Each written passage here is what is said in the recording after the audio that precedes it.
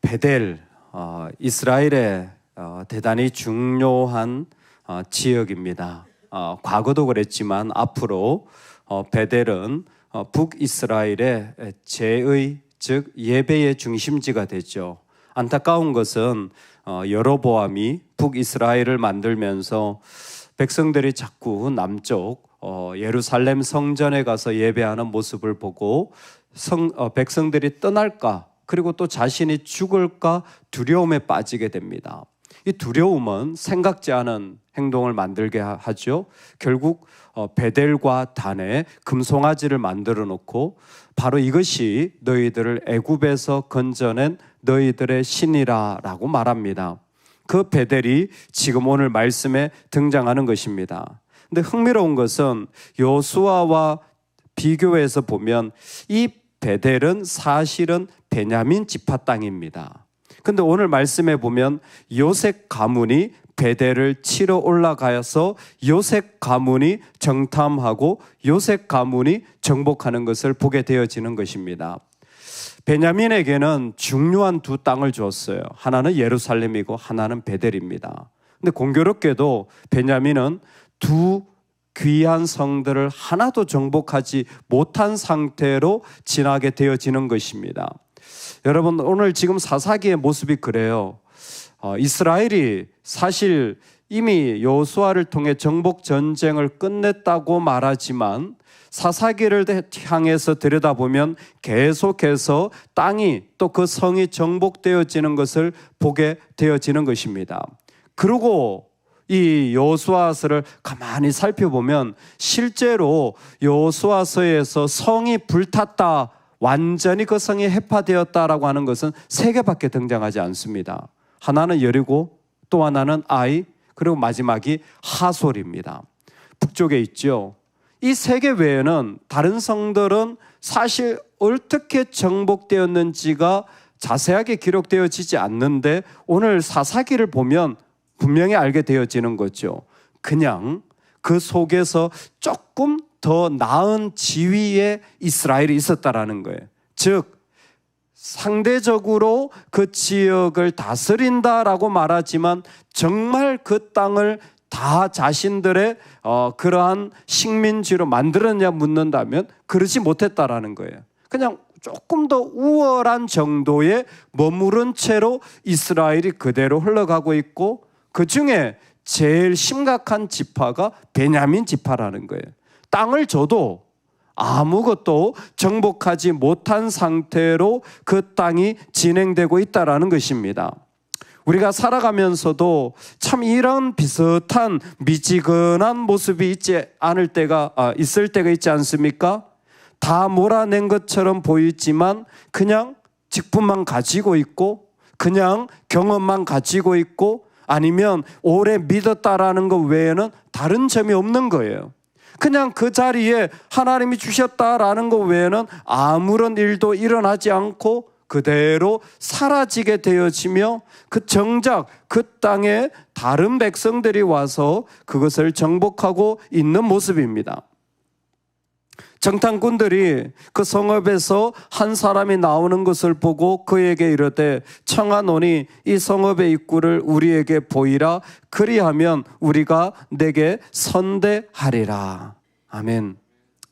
이 이야기는 라합의 이야기와 그대로 카피같이 보여집니다.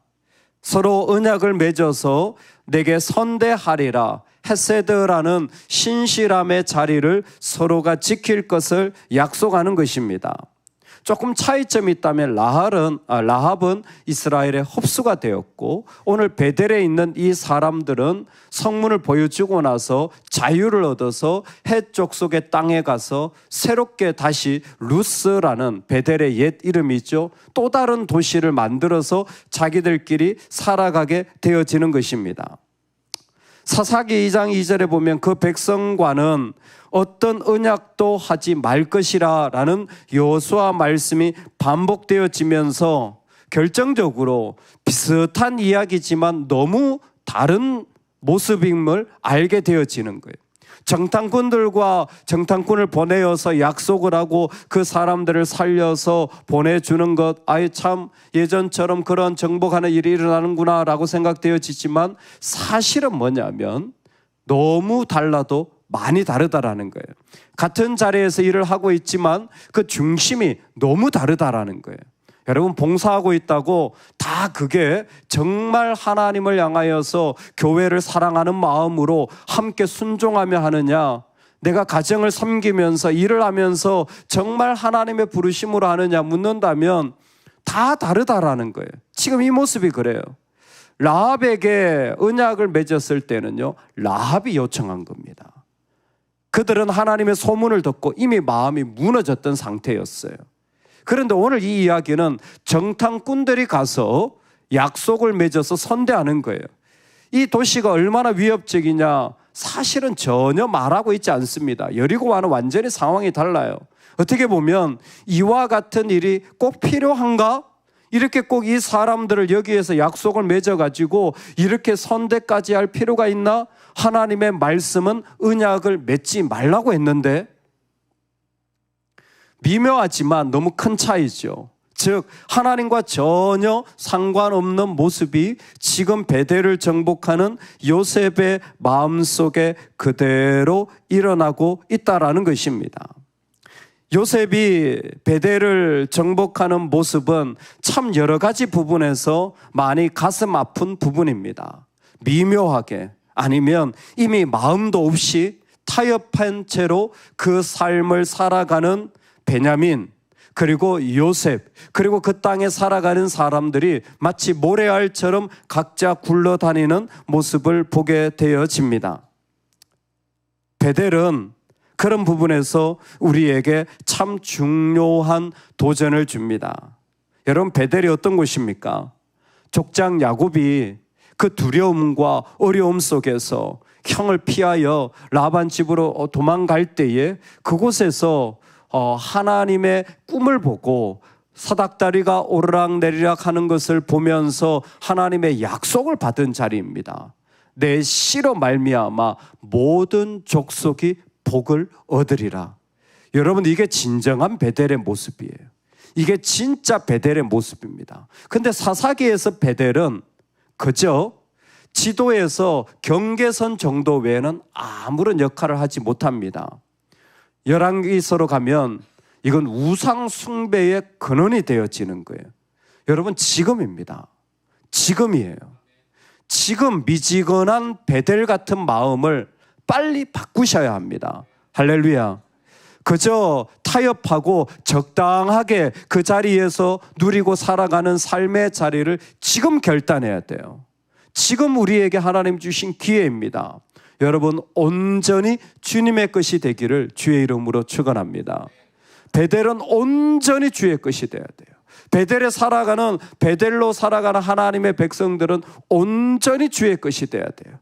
주님을 온전히 들을 때에 그 안에는 삶의 자리에 어떤 두려움도, 주님을 온전히 들을 때에 그 삶의 자리에 사람의 마음도 그 자리에 있지 못하고 오직 주께서 복을 주시는 자리로 일어나게 될 줄로 믿습니다.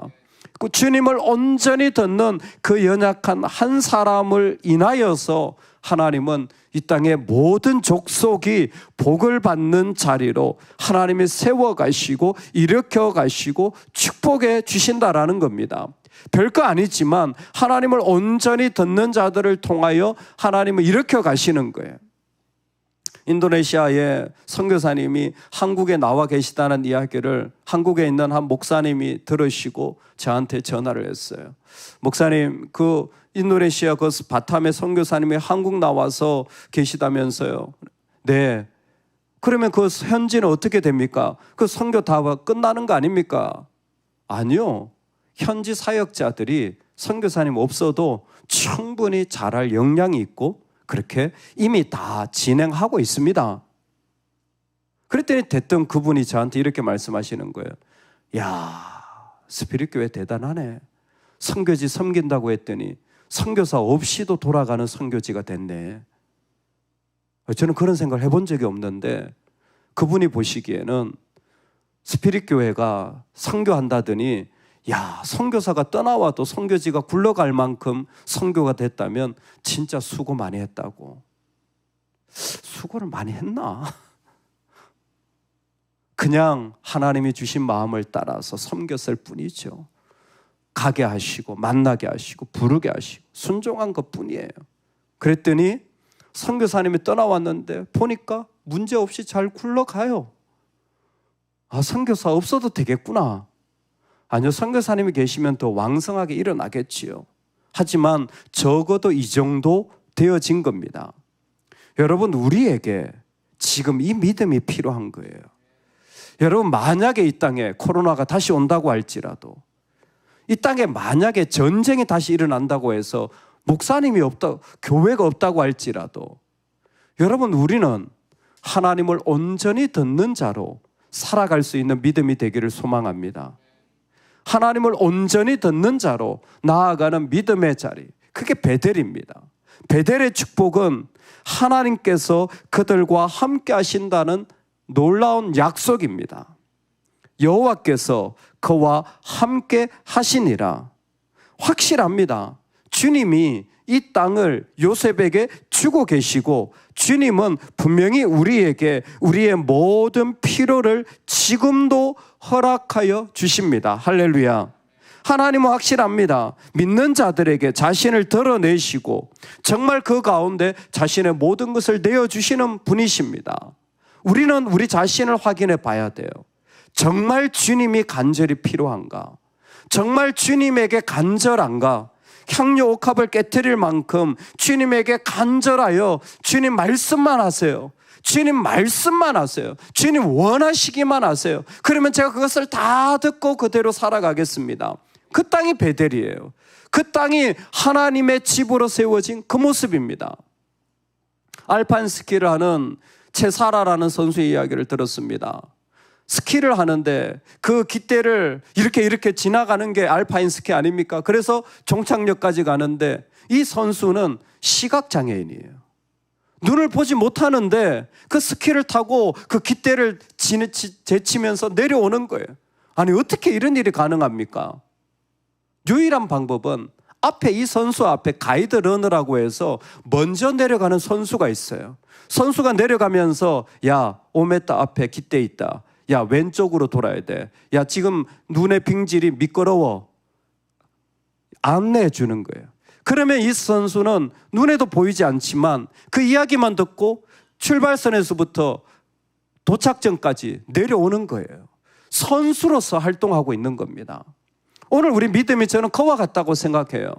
여러분, 다른 거 듣지 마세요. 다른 거 마음에 품지 마세요. 주님만 들려지기를 소망합니다.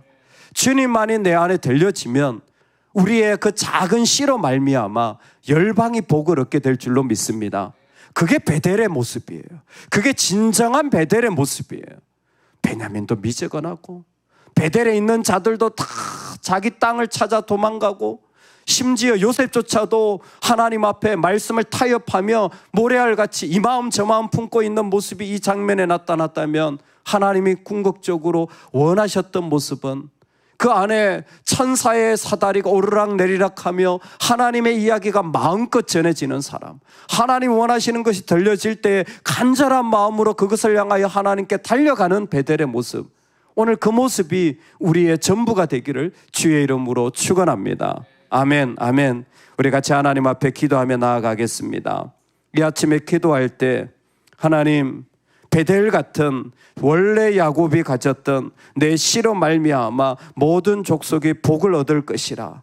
오늘 베델을 치러 올라갈 때 여호와께서 그와 함께 하시니라. 하나님, 이와 같은 복이 우리에게 임하게 하여 주옵소서.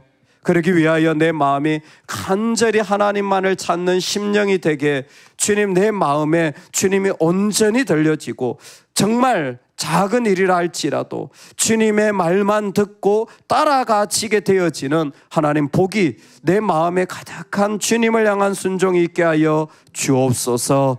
우리 말씀 붙잡고 다 같이 기도하며 나아가시겠습니다.